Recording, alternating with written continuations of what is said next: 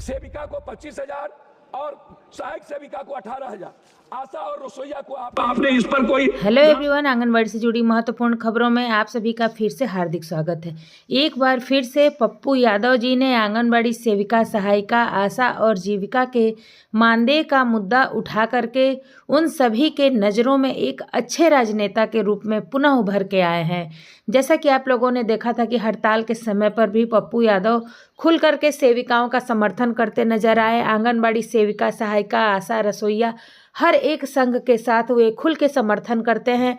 उसी तरह से एक बार फिर हुआ, संसद भवन में जोरदार बहस हुआ आंगनबाड़ी सेविका, सहायिका, आशा, रसोईया सभी के मानदेय पर।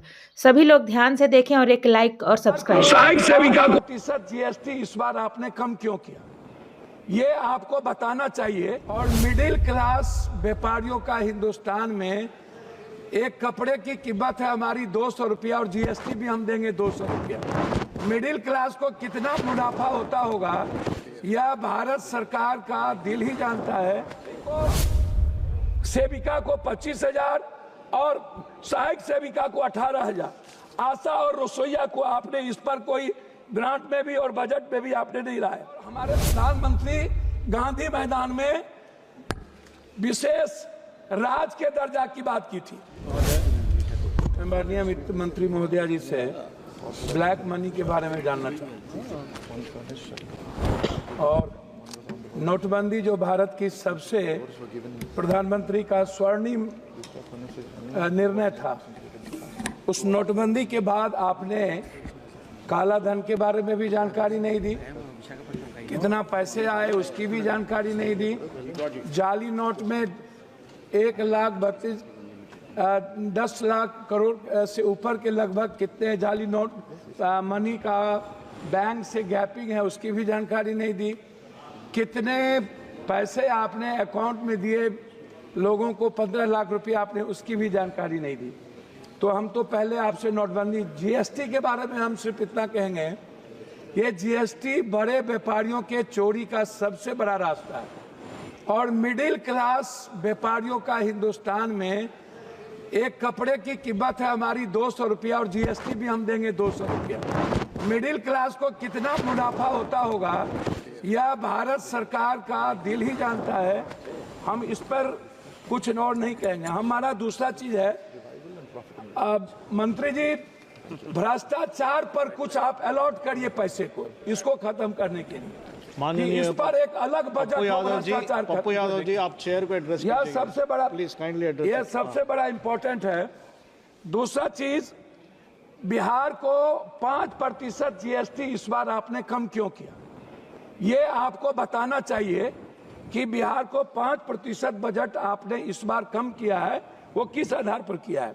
दूसरी चीज, झारखंड का लगभग 1,36,000 करोड़ रुपया आपने जीएसटी का आप रोक रखा है, आपको ये भी बताना चाहिए। तीसरी चीज, 400 रुपया कब तक आप पेंशन देंगे, कब तक? ये जो पेंशन जितना दे रहे, क्या कभी आम आदमी का वृद्ध पेंशन या और भी पेंशन, इसको क्या 2,000 रुपया या 1,000 रुपया बढ़ाने की आपकी कोई योजना है या नहीं? चौथी चीज, आवास योजना जो आप देते हैं, प्रधानमंत्री आवास योजना जो आपका सपना है, अच्छी बात है, उसको आप इस राशि को कब बढ़ाएंगे? ये राशि बहुत कम है और इससे किसी का भी सपना पूरा नहीं हो सकता, ये राशि गमन हो जाता है। ओडीएफ जो शौचालय की व्यवस्था है, इसमें भी राशि बिल्कुल कम है, इसमें भी बढ़ाने की जरूरत है। चौथी चीज, पांचवी चीज, आंगनबाड़ी, ममता, आशा, रसोईया, सुप्रीम कोर्ट का ऑर्डर है कि आंगनबाड़ी को, सेविका को 25,000 और सहायक सेविका को 18,000, आशा और रसोईया को आपने इस पर कोई ग्रांट में भी और बजट में भी आपने नहीं लाया। आप कहते हैं आयुष्मान भारत, आप जो पैसा देते हैं उसमें क्या होता है, प्राइवेट अस्पताल वाला 20 लाख 40 लाख का बिल बना देता है, 7 लाख 8 लाख का बिल बनाता है। आप सोचिएगा मिडिल क्लास और गरीबी रेखा, क्या आयुष्मान भारत में आप ऐसा करिए मंत्री महोदया जी, अल्ट्रासाउंड, सीटी स्कैन, एमआरआई जांच और दवाई को आप फ्री कर दीजिए, आप मत दीजिए आयुष्मान, कृपया इतना चेयर को एड्रेस कीजिएगा, इतना चीज फ्री कर दीजिए। सभापति महोदय थैंक यू। 2 लाख करोड़ रुपया हम पर बिहार में कर्ज है, 2 लाख करोड़ रुपया। और बिहार सरकार आज नहीं, चाहे जिसकी भी सरकार हो, वर्तमान हो कोई भी हो, उन्होंने और हमारे प्रधानमंत्री गांधी मैदान में विशेष राज के दर्जा की बात की थी। लेकिन जब हम लोग अटल जी के समय, हम लोग नीतीश जी और भी सभी साथियों के नेतृत्व में मिले थे, तो हम लोग विशेष पैकेज का एक बड़ा रूल दिया था।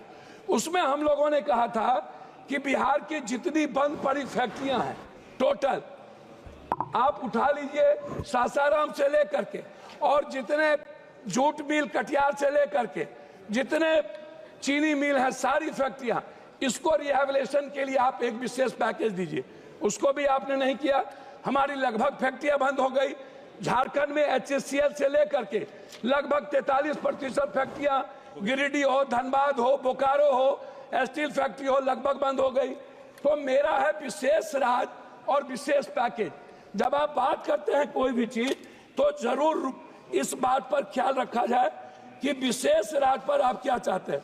आप अपनी बात समाप्त कीजिएगा। तो सबसे बड़ी इंपॉर्टेंट है वो है प्रधानमंत्री सड़क योजना। प्रधानमंत्री सड़क योजना में सर बिहार दुनिया का सबसे गरीब प्रदेश है। आप इसको समझिए। हमारी जो GDP अभी जो हमारे यहाँ सर में हमारे यहाँ जो जाति जनगणना हुई है महोदय, उस जाति जनगणना में सामाजिक और आर्थिक और शैक्षणिक स्थिति दुनिया में सबसे निचले पदार्थ पर हम हैं। तो इसमें मैं चाहता हूं कि हर कीमत पर महोदय, आप बेरोजगारी भत्ता की बात मैं आपसे करूंगा। सबसे ज्यादा दुनिया में महोदय पलायन और सबसे ज्यादा बेरोजगारी बिहार की है। और निरक्षरता भी, मतलब एजुकेशन ग्रोथ हमारा सबसे नीचे है। और इसके लिए हम चाहते हैं पेंशन, छात्रवृत्ति, युवा बेरोजगारी कम से कम 5,000 से 6,000 रुपया आप देने का। अब मैं अपने क्षेत्र पर 1 मिनट में बात खत्म करूंगा। अपने क्षेत्र पर महोदय, हमारे हम अपने क्षेत्र पर बात खत्म करेंगे। मक्का, मखान, मछली और चाय बागान, इस पर हम आपसे आग्रह करेंगे हृदय से कि आप कोसी सीमांचल के रिहैबिलिटेशन के लिए आप कम से कम इस योजना पर कम से कम 5-5 फैक्ट्री मक्का, मखान और चाय पत्ती पर आप देने का कष्ट करें। तीसरी चीज हाई डैम, हमारा सपना है हाई डैम और जो नया भीमनगर बैरेज को रिहैबिलिटेशन के लिए, उसके लिए आपसे मैं मदद का 1 मिनट लास्ट करता हूं। अंतिम 2 बात है अध्यक्ष जी। पहली बात है पर्यटन। बिहार के निर्माण में पर्यटन का सबसे बड़ा भूमिका है और बिहार के निर्माण में 2 भाग है, एक है बाढ़, एक है सुखाड़। सर लास्ट कर रहा हूं सर। उसमें जब 2 भाग है, उसमें क्या है कि सर हमारा 3 हिस्सा बाढ़ से प्रभावित है। हम लोग क्या होते हैं, लगभग हमारा पूरी योजना खत्म हो जाती है। उसके लिए रेल योजना पर बहुत धन्यवाद। रेल योजना पर आप माननीय श्री फ्रांसिस जॉर्ज सर जी, फ्रांसिस